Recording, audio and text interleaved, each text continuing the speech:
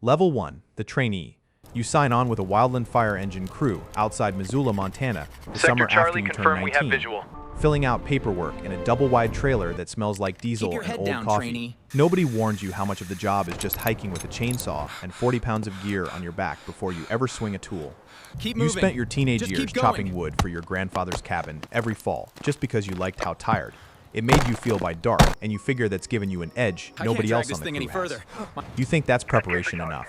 Your Fire first command, season this you is dig jump team fire Alpha line for 1. 14 hours a Reporting day in. in country so steep you crawl some of it on your hands, dirt and ash caking into every crease of your gloves. You watch a division supervisor call a retreat off a ridge 20 minutes before the wind shifts, and the whole slope goes up behind you, flames running faster than any of you could have outrun on foot. You finish the season, your hands finally calloused enough to stop bleeding through your gloves, and apply to the Smokejumper program that fall. That's where this really begins. Level 2, the rookie training candidate.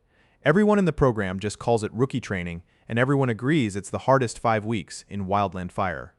40 applicants start your class at the base, duffel bags lined up outside a barracks that hasn't been renovated since the 70s. The physical training test comes first. Pull-ups, push-ups, sit-ups, and a 1.5-mile run, all against a clock that doesn't care how you feel that morning. You pass, barely, lungs burning in the thin mountain air. You climb a 34-foot tower and jump it over and over until the parachute landing fall becomes muscle memory instead of a decision your brain has time to make. You practice letdowns from 100-foot pine trees using nothing but a rope and your own hands, rope burn opening blisters across your palms. Men wash out every single week, and their gear disappears from the rack overnight without a word from anyone. A bunk simply empty at roll call the next morning. You don't wash out. 5 weeks in, 12 of the original 40 are still standing, and you're one of them. Legs shaking as you carry your own bag to the equipment room for the first time as a qualified rookie. Level 3, the pipeline student. What follows is certification after certification, each one its own qualification stacked on top of the last. You earn your parachute rigger sign-off, packing your own canopy under a senior rigger's eye until your stitching is clean enough that he'll trust it with his own life, let alone yours. You complete chainsaw sawyer certification, felling burning snags under a certified faller who corrects your notch cut twice before he'll sign your card. The smell of scorched pine sap thick in the air around you. You sit through fire behavior school, learning to read wind shifts and fuel moisture the way a sailor reads weather off the color of the sky. You do your qualifying practice jumps into open fields near the base, each one scored by a jump master who can wash you out with a single mark on a clipboard, your canopy snapping open above you in the same half-second every single time. You start dreaming in wind speeds and drop zones, waking some nights already calculating drift. Level 4, the apprentice jumper. You get your first real fire call in July. A lightning strike is caught in wilderness 40 miles from the nearest road, no way in but air. The smoke column already visible from the runway before you've even boarded.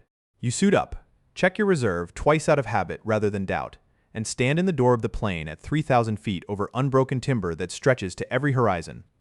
You exit on the spotter's signal, steer for a clearing the size of a tennis court, and land hard enough to feel it in your knees and lower back at once. You cut line alone with a partner for 2 days, eating cold rations and sleeping in shifts, before a helicopter finally lifts you both out. Your father, a man who spent 30 years running a sawmill and knows exactly how a chainsaw can go wrong, doesn't say much when you tell him about the jump. He just holds your hand a few seconds longer than a normal handshake.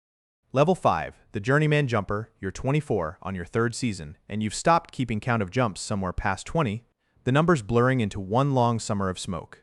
A call comes in for a fire that's jumped a ridge overnight and is bearing down on a cluster of backcountry cabins nobody can reach by truck. You and your partner jump into a meadow a mile out and hike in fast, cutting line and setting a burnout to rob the main fire of fuel before it ever reaches the structures. The wind shifts twice in your favor and once hard against you, embers spotting across the line you just cut an hour earlier. You hold the line through the night anyway, headlamp the only light for miles. Every cabin is still standing by morning, roofs intact, gardens untouched. Nobody who owns them will ever know your name or that you slept 40 yards from their porch. Level 6, the senior jumper. You're 29, senior enough now that rookies watch your hands before they decide how to use their own, copying the way you coil rope or check a drip torch. A fire blows up faster than any forecast predicted, crowning through timber and cutting off your crew's exit route in under 10 minutes. You call the deployment order yourself. Everyone into their fire shelters, foil crinkling in the heat, waiting it out flat on the ground while the fire front passes directly over your position with a sound like a freight train. It passes. Everyone walks out, coughing, gear singed but intact. You spend that night going over every decision that got you there, the same way you did after your first jump, except now you're the one other people were trusting to get it right, and you know it. Level 7, the squad leader. You're planning jump spots instead of just exiting the plane the moment the light turns green. Your squad is sent to a fire threatening a research station with no road access at all, just a single gravel airstrip built decades ago. You study the map yourself, pick the jump spot, and brief your 4 jumpers on the approach, watching their faces for who's actually ready and who's only performing readiness for your benefit. You jump first to confirm the spot is safe before waving the others down behind you.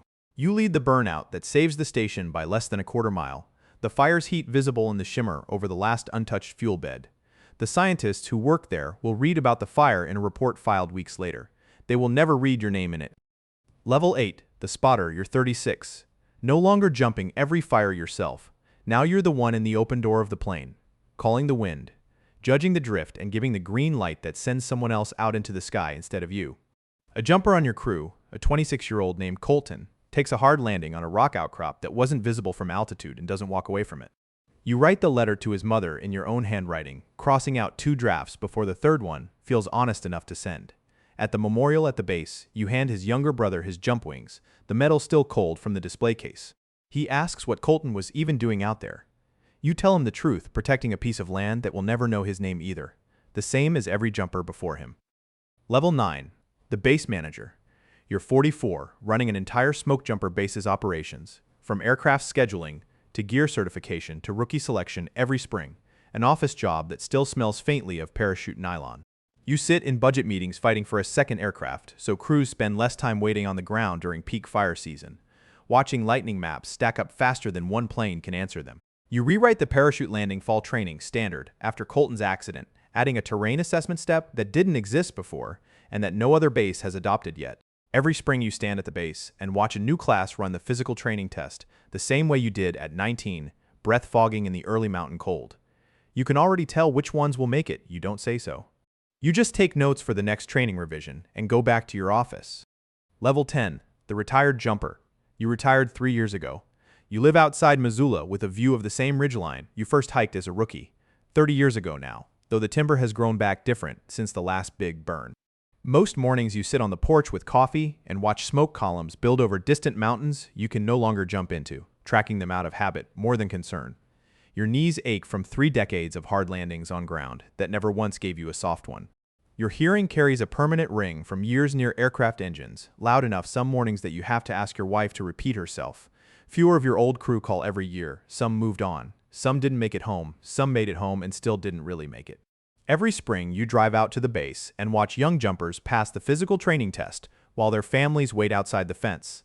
The same way your grandfather once waited for you outside a fire station, you can no longer picture clearly. You don't say anything to them.